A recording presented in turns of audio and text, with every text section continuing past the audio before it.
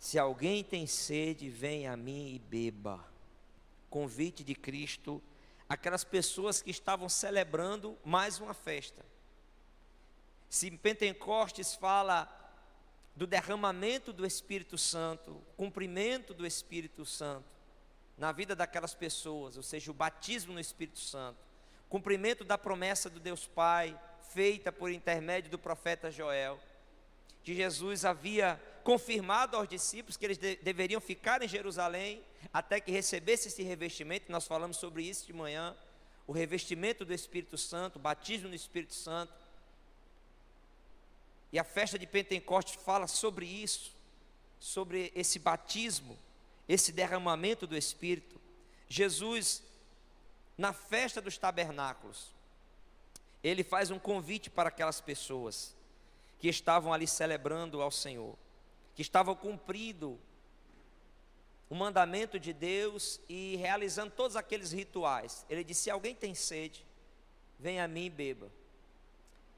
Mas para nós entendermos essa expressão, nós precisamos compreender o que a festa dos tabernáculos simbolizava para Israel.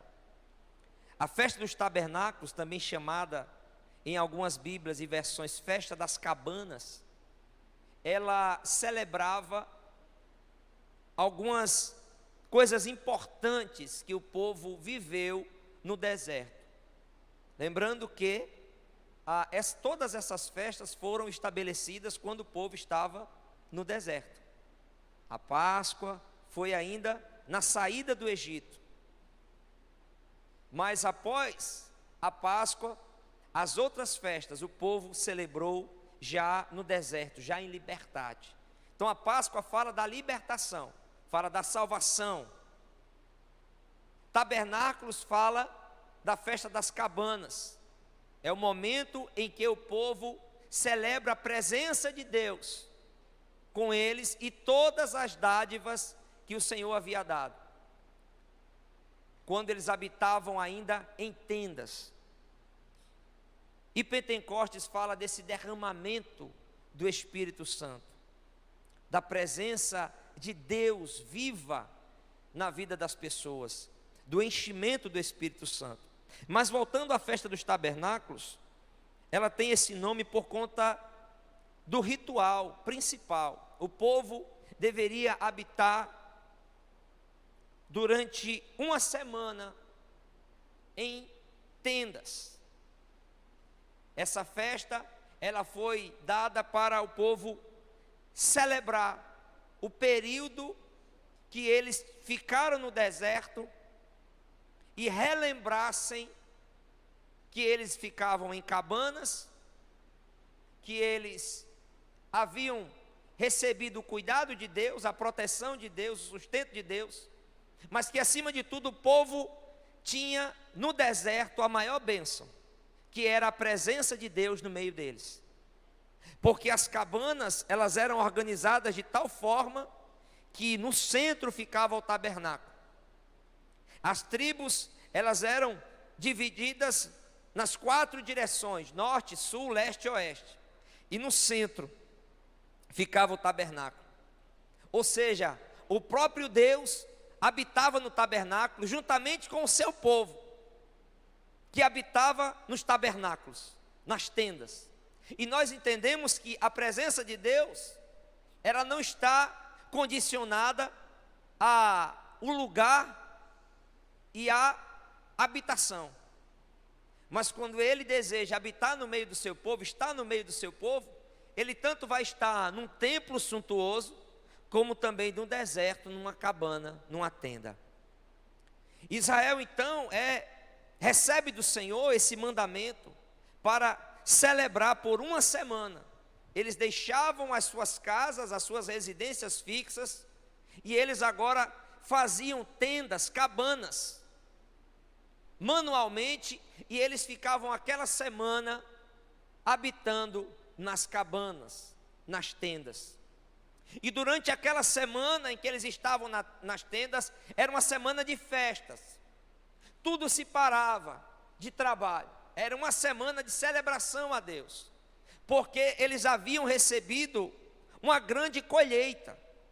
A festa das cabanas ou dos tabernáculos celebrava a colheita, era o final da colheita. Então eles estavam celebrando a provisão de Deus, o cuidado de Deus, as chuvas que eles haviam recebido.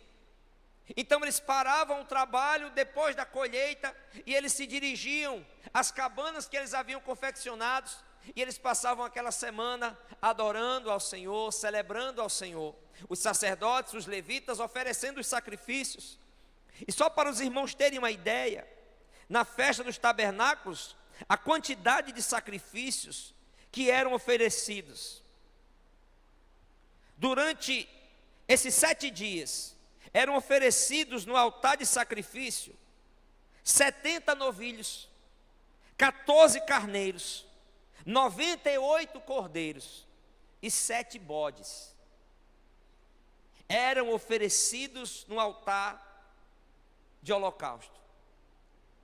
Isso durante o dia. À noite, as pessoas celebravam ao Senhor com cânticos, com celebrações, com danças. Então era uma semana de festa, de adoração, de gratidão a Deus. Havia também 2 momentos especiais. O primeiro eram os festejos. E esses festejos aconteciam à noite. As multidões festejavam com banquetes e ainda cantavam e caminhavam pelas ruas carregando tochas. Essas tochas eram colocadas também na entrada do templo, iluminando todo aquele ambiente. E aí, nesse momento, durante essa situação toda, havia também um ritual em que os sacerdotes, eles iam até o tanque de Siloé, e eles ali enchiam umas vasilhas de prata com água, e eles levavam aquela água e derramavam diante do altar. E durante aquele momento entre ir buscar a água e derramar aquela água no altar, eles cantavam agradecendo a Deus, eles cantavam celebrando a colheita e clamando para que o Senhor viesse habitar no meio deles. Olha que coisa interessante, irmãos.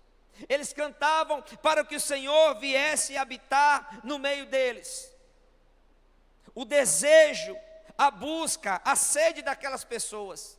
Aquela água era um símbolo da chuva que o Senhor havia dado, e por isso eles tinham tido uma abundante colheita.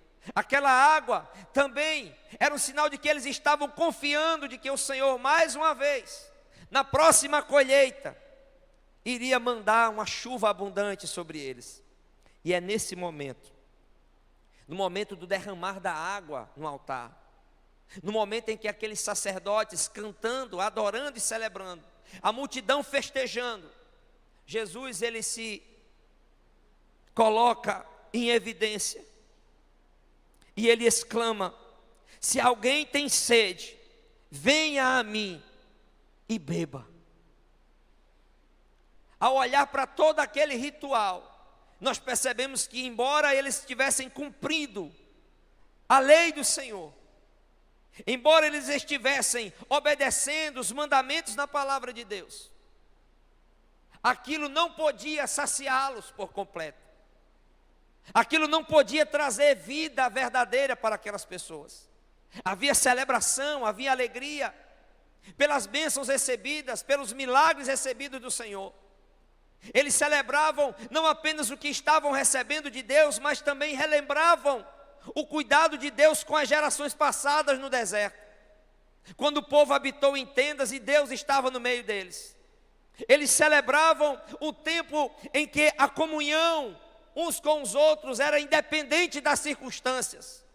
Apesar de estarem no deserto, eles viviam em comunidade. Apesar de enfrentarem dificuldades, eles estavam reunidos e desfrutavam do cuidado do Senhor. Eles celebravam um Deus que não os abandonou do deserto, mas que cuidou de cada um durante os 40 anos que eles estiveram lá. Um Deus que deu água da rocha, um Deus que mandou o maná todos os dias, um Deus que enviou cordonizes, um Deus que livrou dos perigos do deserto, dos ataques dos inimigos, um Deus que estava presente, não apenas na tenda, mas um Deus que se manifestava na coluna de fogo, na nuvem, e os guardava de todo o mal. Louvado seja o santo nome do Senhor. Jesus então, sabendo de tudo isso, o próprio Deus estava ali. Que coisa interessante. Ele celebrando todo aquele ritual, levando a água do tanque de Siloé, depositando a água no altar, adorando a Deus e clamando. E um dos salmos que eles cantavam, diz a história, é o Salmo 118. E o Salmo 118 diz assim, em uma de suas passagens, eles cantavam, meus amados irmãos, de uma maneira tão extraordinária, o Salmo 118, e parece que Jesus, estando ali, ouvia aquelas palavras, quando eles cantavam: bendito aquele que vem em nome do Senhor, bendito o que vem em nome do Senhor. Salmo 118, versículos 25 e 26, que nos diz assim: ó Senhor, salva, te pedimos. Ó Senhor, nós te pedimos, envia-nos a prosperidade. Bendito aquele que vem em nome do Senhor.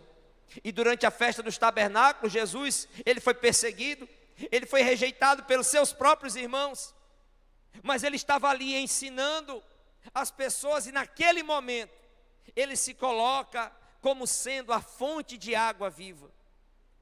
Ele se coloca como sendo aquele que de fato sacia a sede do povo. Ele se coloca como sendo aquele que outrora habitou no deserto e agora estava tabernaculando, habitando entre eles, porque João disse que o Verbo se fez carne e habitou entre nós, e vimos a sua glória como a glória do unigênito do Pai. O desejo de que Deus voltasse a habitar não acontecia mais pelo fogo no altar ou no templo, mas agora a presença de Deus viva e humana no meio do povo era real. E Jesus não perde a oportunidade e diz assim: se alguém tem sede, venha a mim e beba, porque aquele que crê em mim, como diz a Escritura, do seu interior fluirão rios de água viva. Isto ele disse com respeito ao Espírito que haviam de receber os que nele crescem, pois o Espírito até aquele momento não fora dado, porque Jesus não havia sido ainda glorificado. Percebam que Jesus, ele faz um convite e uma promessa. E o convite é destinado para quem? Meus amados irmãos, para aqueles que têm sede, para aqueles que estão sedentos. O ser humano tem muitas sedes, mas há uma sede que só é saciada por Deus. Há uma sede que só é preenchida pelo Senhor. A religião não pode preencher. Percebam que aquelas pessoas estavam cheias de religiosidade, de rituais, de sacrifícios. Havia alegria, havia celebração, havia festa, havia fartura. Mas mesmo assim, eles viviam ainda uma sede na vida, no coração, que somente Deus pode preencher. E Jesus disse: eu estou aqui, e se alguém está com sede, venha a mim e beba. Se alguém está carente, está sentindo um vazio, que nenhum tipo de água, entenda água aqui com tudo aquilo que você pode consumir nessa vida, pode te preencher, pode te saciar. Eu, o Senhor, tenho uma promessa para você. Aquele que crê em mim, diz a Escritura, do seu interior fluirão rios de água viva. Glórias a Deus. Quem encontra Cristo, quem entrega a sua vida a Cristo, e aí, irmãos, é algo muito importante nós entendermos isso. Uma das bênçãos do Evangelho é que essa sede, quando há um encontro verdadeiro da pessoa com Jesus, essa sede em que as pessoas sentem antes de conhecer a Cristo, ela é saciada. Uma vida vivida na presença de Deus. É uma vida que passa por problemas, por dificuldades, por adversidades, que luta todos os dias, é verdade, contra o pecado que está em nós, contra o mundo que nos cerca, contra as astutas ciladas do inimigo, mas é uma vida que, acima de tudo, ela é cheia, porque Jesus, ele habita em nós, porque o Espírito Santo de Deus habita no nosso coração. O crente, ele não pode viver uma vida de sede, porque se isso está acontecendo, há uma necessidade de nós recorrermos àquele que prometeu e que enviou o Espírito. E esse envio do Espírito fala dessa promessa que sacia a sede do homem, a sede de Deus. O salmista disse: a minha alma tem sede de Deus. Salmo 42, Davi, ele canta com muita convicção quando ele diz assim: como suspira a costa pelas correntes das águas, assim por ti, ó Deus, suspira a minha água, a minha alma. A minha alma tem sede de Deus, do Deus vivo. Quando irei e me verei perante a face de Deus? Jesus disse isso: quem tem sede, venha a mim e beba. Quem beber dessa água, quem beber da água que eu estou dando, que eu estou oferecendo, uma fonte vai fluir do seu interior. Percebam que no meio de toda aquela festa, não era garantia da pessoa estar plenamente satisfeita. Tantos sacrifícios, tantos holocaustos, tanta comida, tanta abundância, tanta fartura, mas mesmo assim Jesus compreende que há sede no coração daquelas pessoas. Há um desejo, tudo aquilo é a busca por uma realidade que eles não tinham. Mas Jesus, ele promete e diz: do seu interior fluirão rios de água viva, porque aí não fala mais de uma sede saciada, mas de uma fonte. Ou seja, Jesus disse para a mulher samaritana: se você beber da água que está nesse poço, você vai tornar a ter sede. Mas se você beber da água que eu lhe der, não. Qual que é a diferença? É que nós podemos ter a nossa sede saciada momentaneamente por uma prática religiosa, por algo que ocupe a nossa mente, o nosso tempo. As pessoas estão em busca o tempo todo, percebeu? Seja nas festas, nas celebrações. Percebe como as pessoas estavam nesse tempo de pandemia, desesperadas, porque não tinham mais as festas, não tinham mais os ambientes, e que elas preenchiam todo o vazio da alma, saindo, curtindo, celebrando, festejando. Quando tudo isso foi tirado, as pessoas se deram conta de que sozinhas em casa elas tinham que encarar agora o vazio. O consumo de bebida alcoólica aumentou, de drogas aumentou, de remédios aumentou. Sabe por quê? Porque dentro de casa, na solidão, longe do barulho, longe das festas, longe das celebrações, longe daquele ambiente que por um momento abafa a sede que está no coração do homem, as pessoas se deram conta de que estavam vazias, que estavam com as suas almas vazias. Os sacerdotes levavam o cântaro cheio de água e derramavam aquela água, que era um símbolo, mas naquele símbolo não podiam saciar a sede das pessoas. E Jesus disse: essa água é derramada no altar. Vocês têm desejo de Deus, vocês têm sede de Deus, e eu estou aqui para saciar essa sede de vocês. Mas Jesus não obrigou como Deus. Ele não os obrigou, aqueles homens e mulheres, aquelas pessoas irem até ele. Ele disse: quem quiser, quem tiver sede, venha a mim e beba. Sabe o que é isso, irmãos? É que quando nós falamos o Evangelho e falamos de Jesus, nós estamos apresentando a água para o sedento. E não estamos apresentando a água, sabe como? Como alguém que estava morrendo de sede recebeu essa água. E às vezes as pessoas morrem de sede com a água do lado. Tem gente na igreja que às vezes está vazio, mas está vazio porque não compreende que quando Jesus foi glorificado, a promessa do enchimento é para nós. Um crente, ele só fica vazio se ele quiser.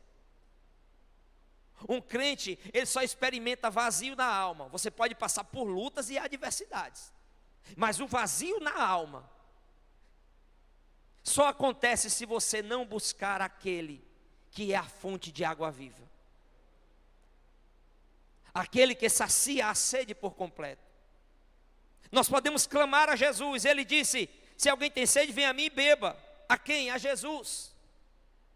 Não é a religião, não é uma prática religiosa, porque nós percebemos que nós podemos viver sem uma prática religiosa, rotineira e costumeira, mas nós não podemos viver sem a presença de Deus.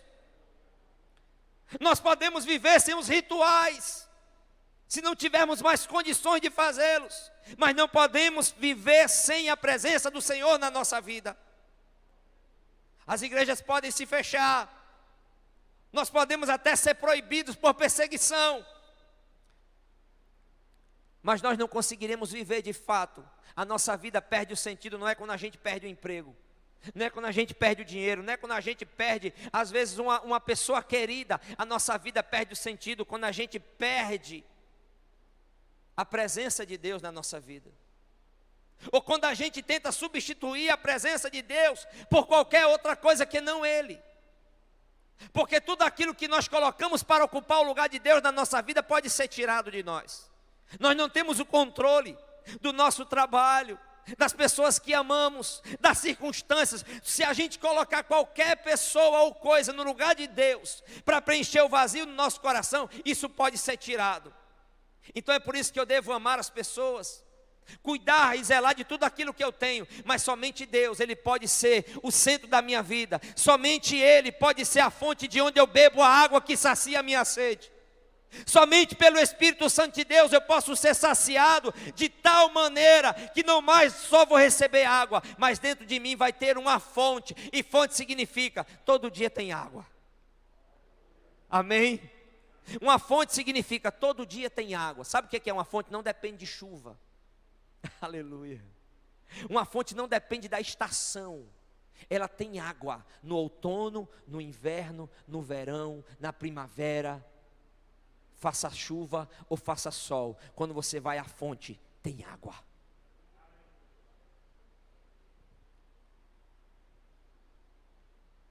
Uma igreja que foi até Jesus, que se reconheceu que tem sede, ou seja, que precisa dessa água, que não está saciado com o que tem, entende que o que tem não é suficiente, e vai até Jesus.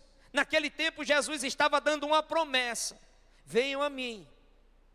E as pessoas iam até Cristo, começavam a segui-lo, mas ainda não haviam recebido o Espírito Santo. Isso é que é algo interessante. Naquele momento, meus amados irmãos, Jesus convidava as pessoas, mas elas não haviam recebido ainda de imediato. Elas seguiam a Jesus, mas ainda estavam esperando o quê? O cumprimento da promessa. Jesus disse: venham a mim, porque do seu interior fluirão rios de água viva. E eu acho interessante aqui, porque João, ele explica isso. E ele diz: olha, o que Jesus estava falando era do Espírito Santo.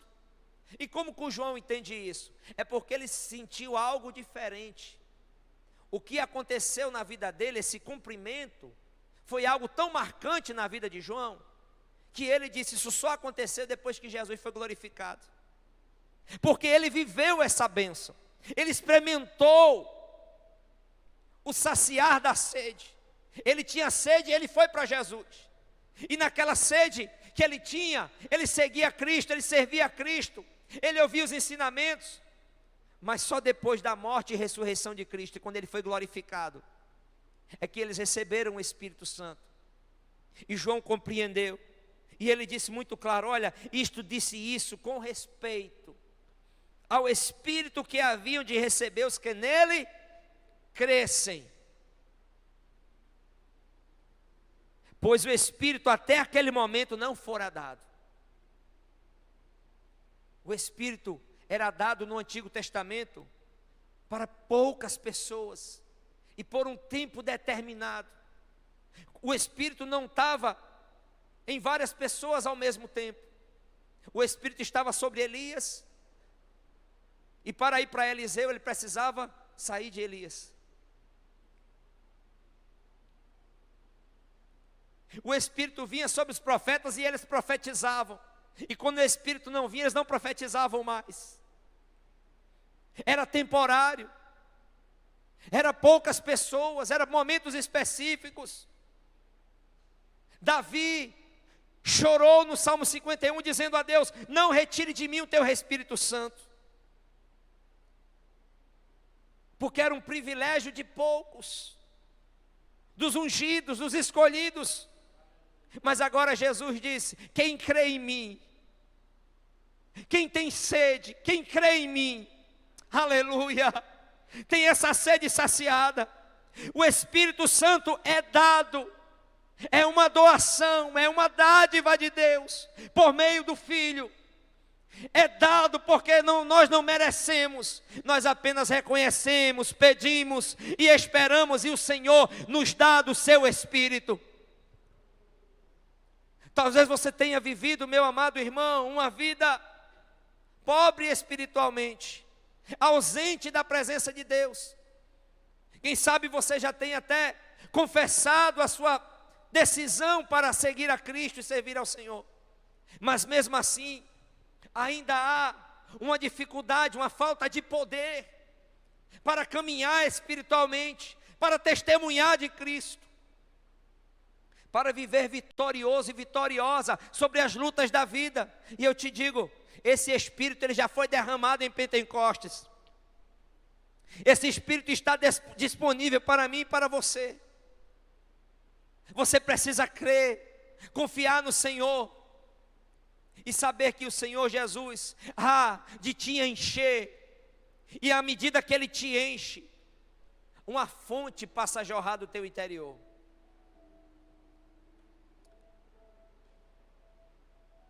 Água viva, fonte de água viva, rios de água viva vão fluir, Jesus disse. Aleluia.